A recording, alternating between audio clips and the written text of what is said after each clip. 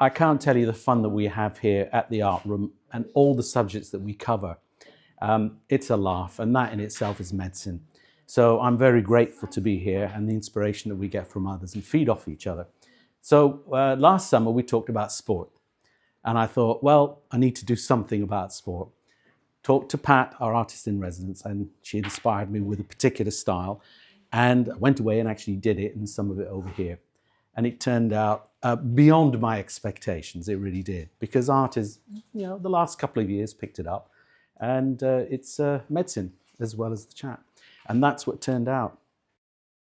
So the painting, as you can see, it's sort of my representation, and I call it the road to Christie's, because certainly the cancer journey, it's a bumpy and it's a rough one, and the painting, it's technically the second in a series.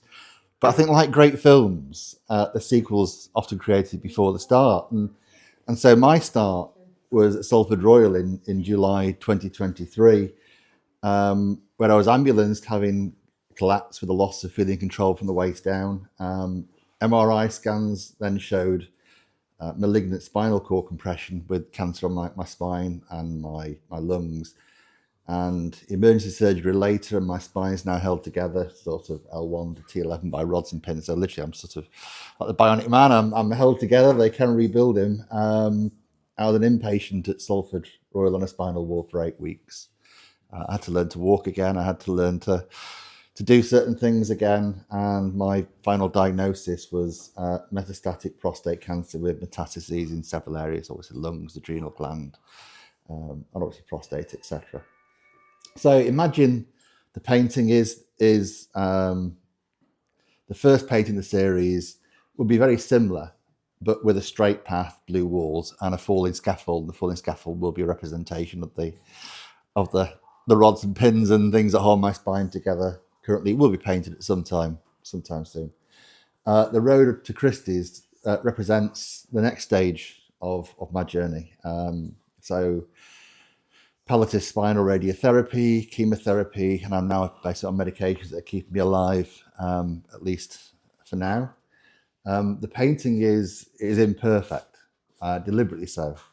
It's bumpy, it's stark, and that's because cancer's like that. There's no easy path. The road is uphill or flat. It depends where you look. But what is certain is the road is rough, because treatment is rough. Treatment is harsh. Cancer changes you physically and emotionally, no matter what the journey is.